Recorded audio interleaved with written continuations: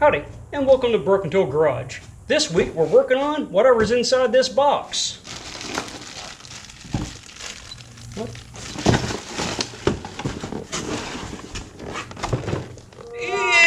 it's a bunch of drum brake parts.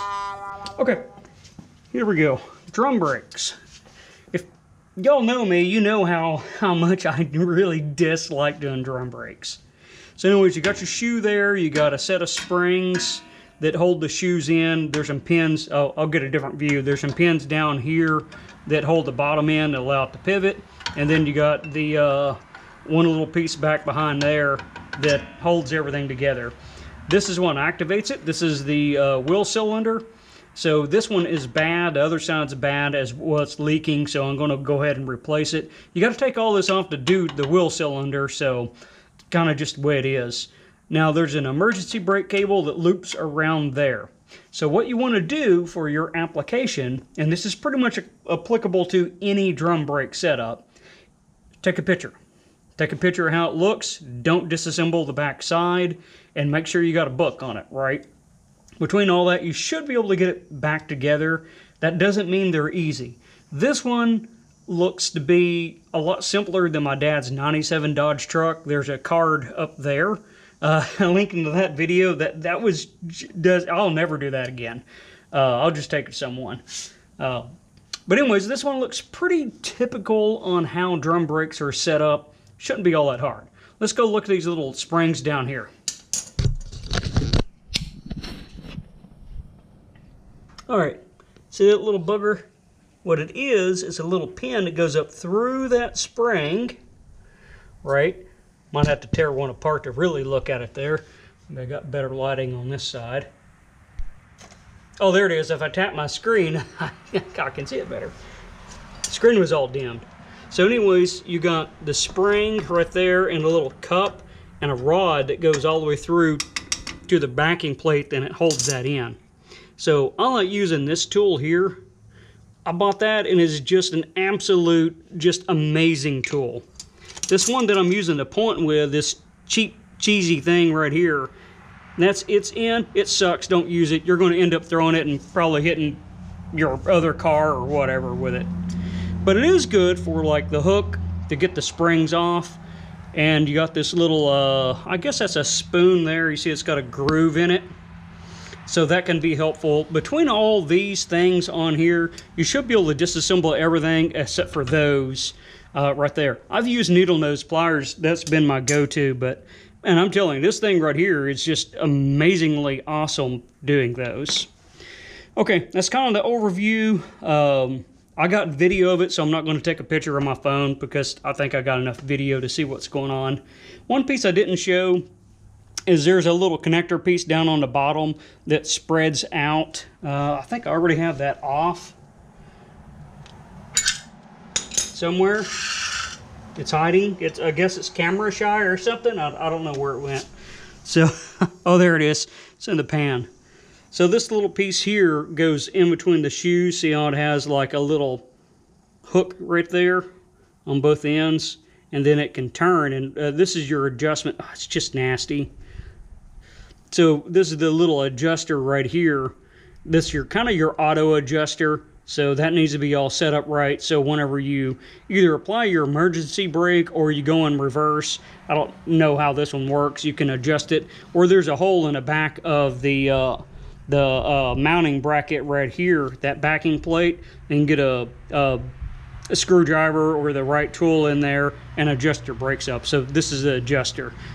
Long-winded way of saying it's just the adjuster. But anyways, I think I have all those parts over there in a box new. I'm going to be using probably some of the new ones, some of the old ones. These springs, you want to hold on to them because sometimes the old springs, if they're in good condition, are a little easier to put back on. Those new springs are pretty stout.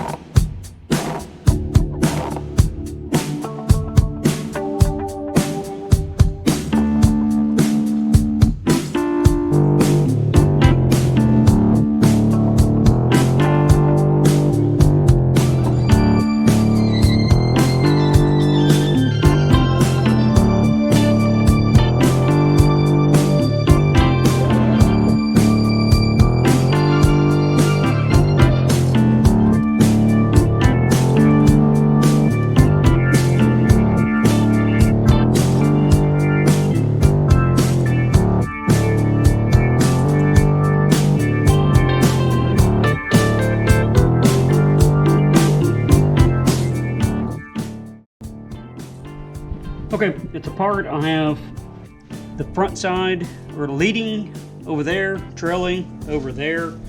That took about 5 minutes to get the thing apart, so not all that bad, but that's taking it apart. So times about 10 or 20 or 30 or 50 or whatever to get it back together.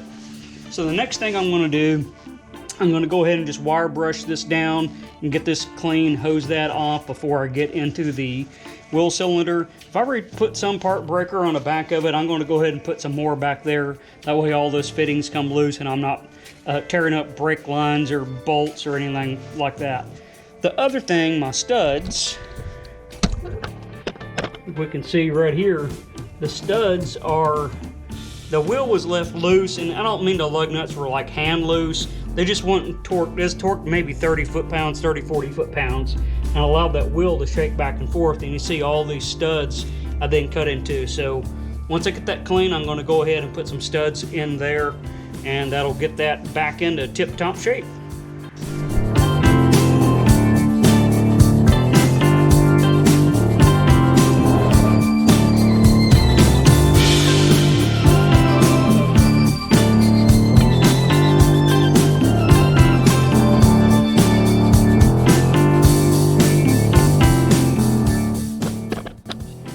All done, pretty easy.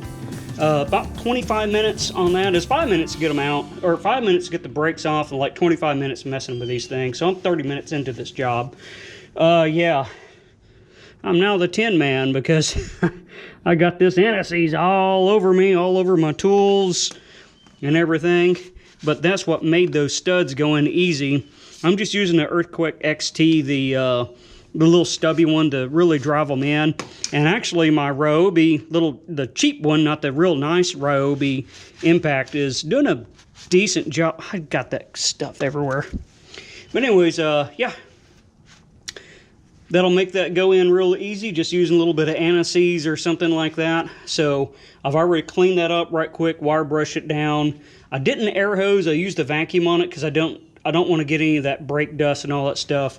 I don't want to be breathing that if I don't have to, and all that gunk. And using an air hose just puts it somewhere else in the shop. So, anyways, next thing, I'm going to go ahead and get this wheel cylinder off there. I'll take a break and cool down because we kind of warmed up today. Give me some fluids in, and then I'll get right back on that. Okay, there we go. I think I got the shot now. little hard to get some of this stuff. So anyways, the brake line right here has a nut on it. If you use a line wrench, don't use cheap ones. Don't use medium quality ones. You need to use a really good one. I don't have any of those. So I got option one is actually my Blue Point wrench right here. So a good quality wrench, probably better than, well, I like my Harbor Freights, but I don't know if Harbor Freight will quite get it. So I can use this, or I can use my adjustable wrench, get it on there really good and tight, make sure there's no slop in it, and then you can use that to break them loose too. So I actually had good luck with this. Make sure you turn it the right direction, getting it to break loose. Now I did soak it pretty good too. Usually they're a lot more of a pain than that, so just bear that in mind. You might not have that kind of luck, and I still got the other side to do, so you don't want to round that off because then you get to do a double flare on a line that's a set length that's barely long enough on an old line. None of that's fun. Okay, adding addendum, I believe that's the right term. The mounting bolts are right here. So you want to take the line off first, or at least break it loose before you get these off. That way you have some place to torque against, right? Like a reactionary force.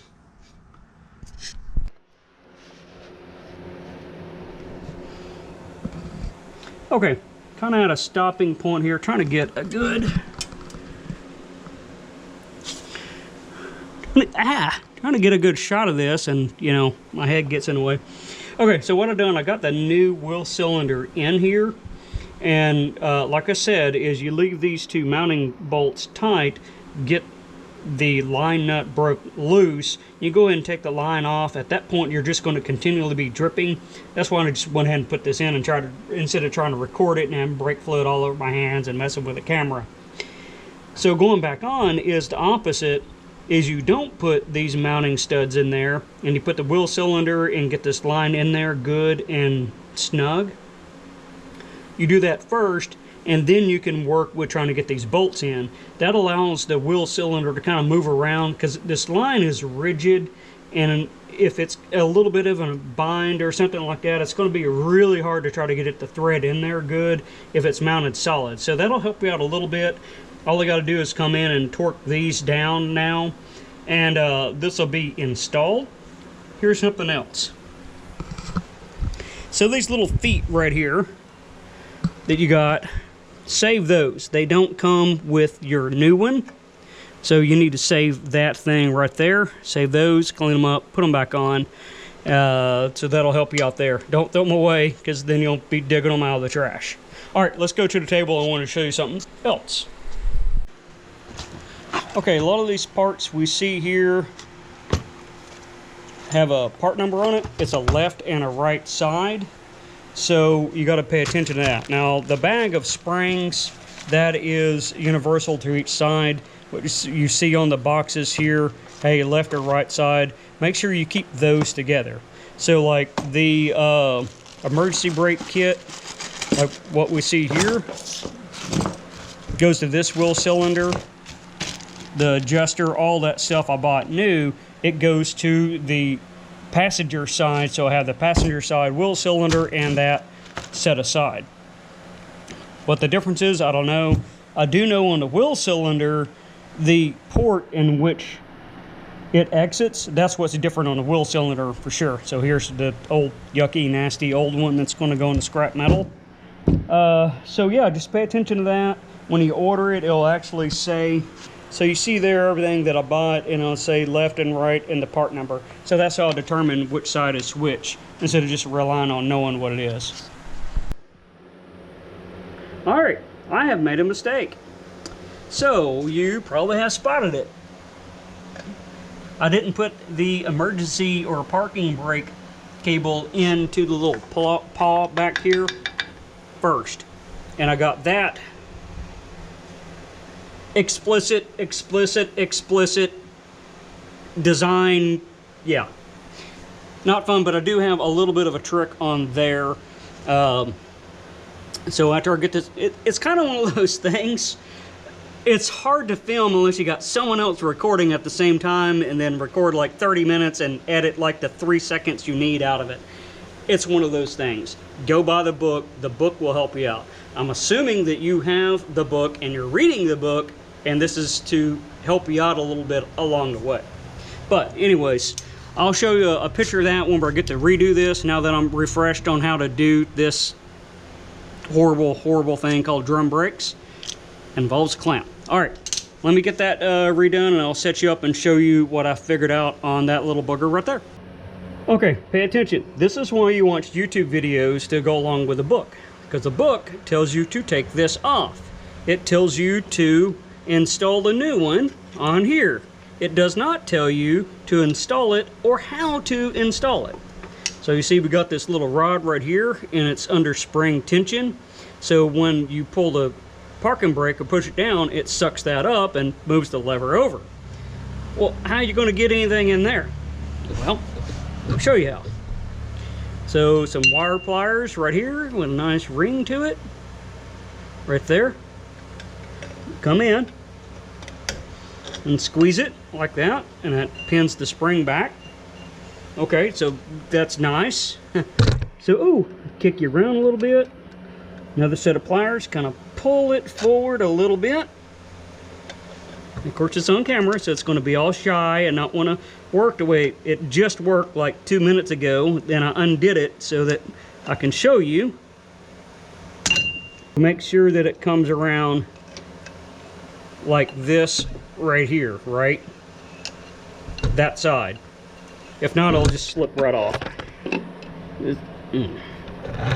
Sorry, it's pretty tight quarters here. Okay, so I'm going to continue fighting this. You see kind of the concept here.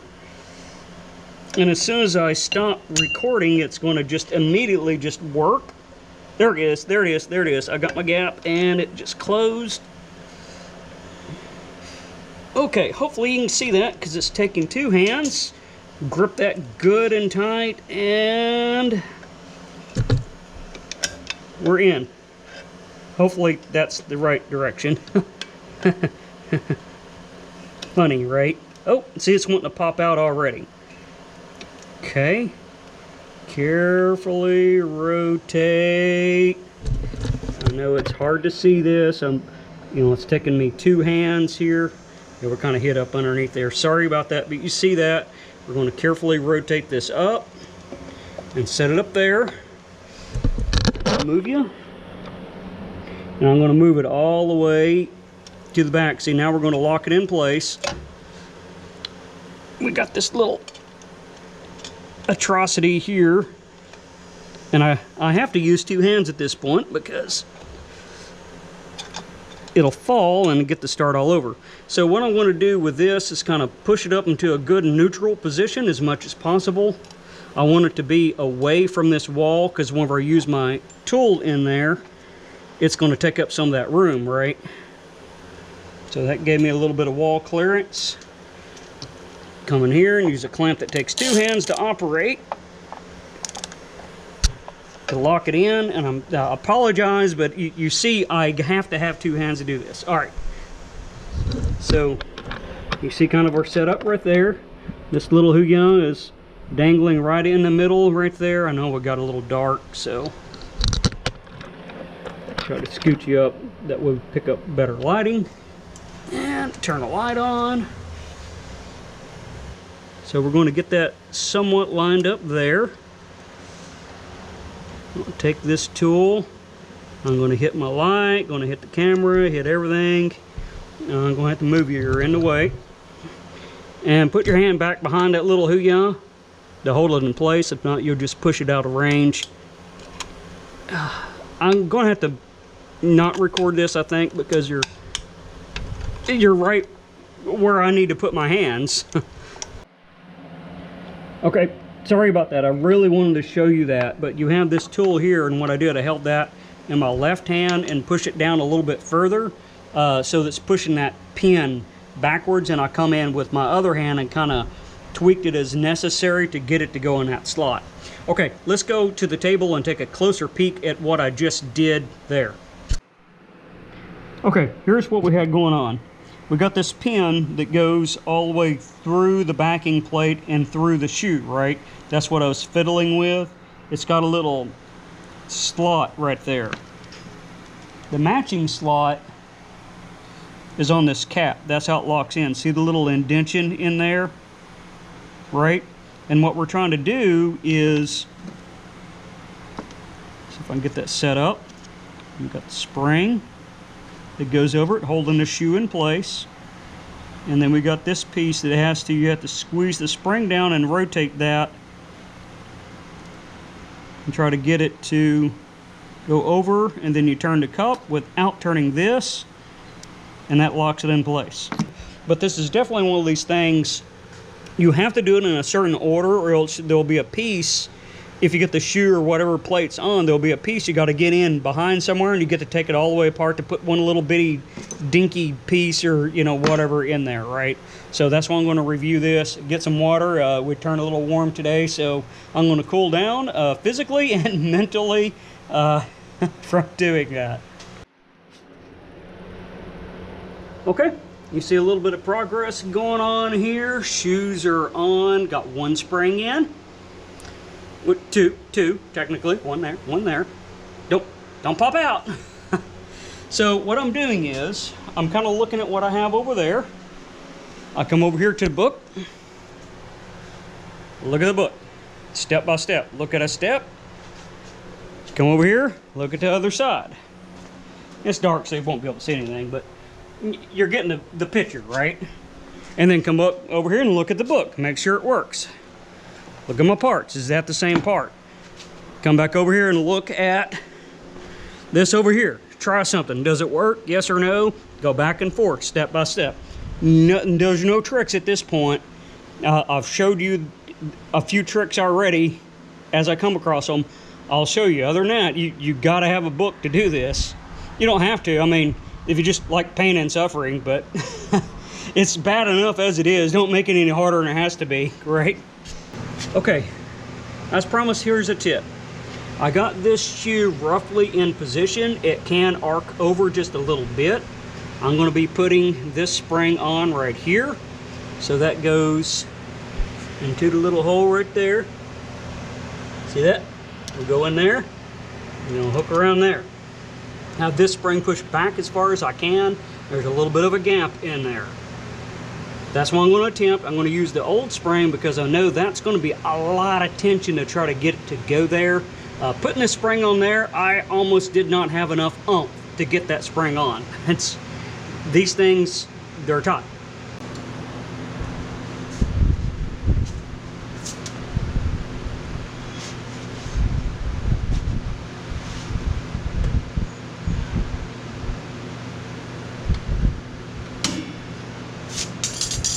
Woo!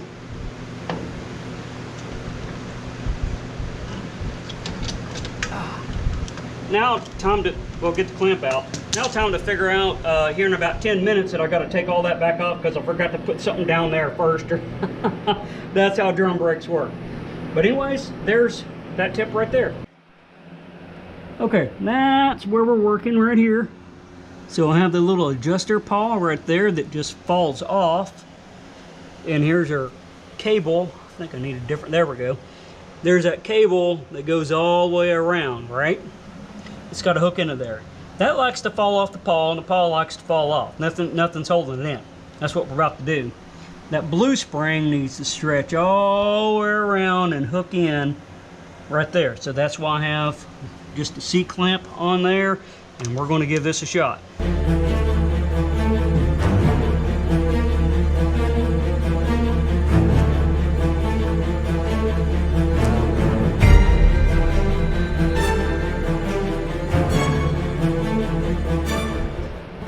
Had to turn background music off. I thought it might be a little more of a hassle than that, but I ain't complaining at all. So now we have this fully assembled. Right there, we got, just need to do the adjustment, but all the parts are back on. I used 2 new springs, one old spring. That one's pretty stout. I probably should have used the old one on that right there. That was the hardest spring to put on. So that's something I can note on the other side, right there.